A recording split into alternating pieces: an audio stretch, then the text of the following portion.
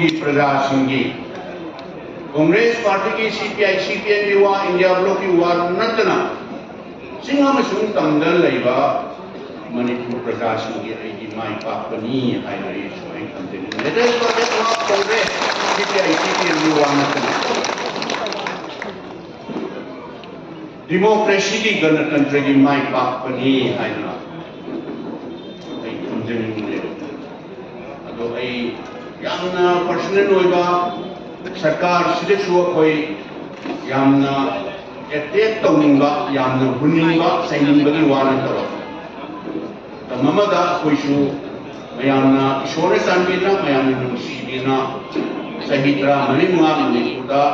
लैबा प्रजासिंगी सिंह अमसुंग तमना लैबा प्रजासिंगी सेवा तौजरबनी अखोइ खुदिमक लोइन मपुंग फाबा मेश्योर ओइबा नतबना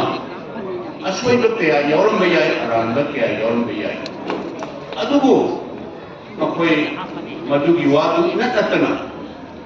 हौजिक्ता आई काउबे याय हायना आई पंजबे वानिको मणिपुर पंचायती राज की रिप्रेजेंटेटिव सिंह हाइतारे कायखुमनजरिबा हानगी जिला परिषद की मेंबर सिंह प्रधान सिंह अपुनबा ऑर्गेनाइजेशन अमना संगा अखोई नौन खलाबा एमपी अनी सेदा अंगम्बा प्रेजेंटेशन चंबा प्रेजेंटेशन अमम तौरमी बिसे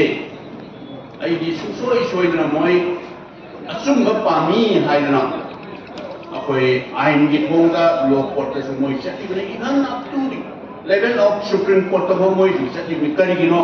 हम पामबई वाला तब जस्टिस पामी अखोई अचुंबा पामी हुजिक लैबा सरकार सेंट्रल पालिबा सरकार से सीनियबा अखोई इंडिया ब्लॉक ना कांग्रेस पार्टी ना डेमोक्रेसी की वहन थोक लैरोय दौरे डिक्टेटर की शासन से मथंग चथरे भारत की संविधान कॉन्स्टिट्यूशन के मराई पक्षी कराई दनो हाइजे डिक्टेटर की अमखक आई प्रमाण को डिक्टेटर नफू हाफू की शासन से मिगी पंचायत की इलेक्शन मतम चाना ताम हे लोइबगा तौजगदोबा पंचायत इंस्टीट्यूशन है से म्युनिसिपालिटी की काउंसिलर सिंह के ऑफिस अदुगा सिंह की हाइबा ऑटोनोमस डिस्ट्रिक्ट काउंसिल के ऑफिस से प्रजा सिंह खलगा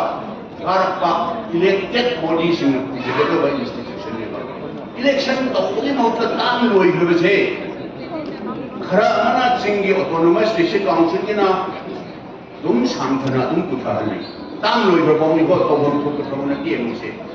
म्युनिसिपालिटी की जो काउंसिलर जिनसे ताम लोइना दुम पुथारने मतलब इलेक्शन तो वेयर इज पंचायत की मिगी इलेक्टेड बॉडी ने पूछेगा वो इंस्टीट्यूशन जे मोई पुलिखाव की पुथोगा मिगी इलेक्टेड बॉडी ने पूछेगा वो पंचायत सही खुलेंगे लेवल बजट मेटेरियल कंपोनेंट सेमदबा ग्राम पंचायत की मीटिंग तौरगा मोई प्रोग्राम लेपदबदो मोई की फुलखाउदो पुथोगा कराई दैनो फुलखाउदो पुथोगा एडमिनिस्ट्रेटिव कमिटी ने happy this is for dictator dictator की शासन है जे पुदम मथंग पंजगे मथंग पल आदि सुम मथंग नामखर दो होरे निमित ताबुदी लोय रोय अदुना आई यामना से पनिंगे अदुना आईडी अगर नातंग मिनट में मंगा होगत सर्विसदी नरांग नहान तौरिबा इलेक्शन से मसीगी पॉइंट्सना ताइबदी मणिपुर लैबा प्रजासिंग से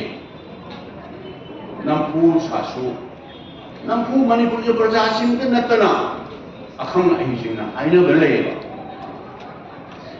डेमोक्रेसी दा वायलेंस की मफम लेखि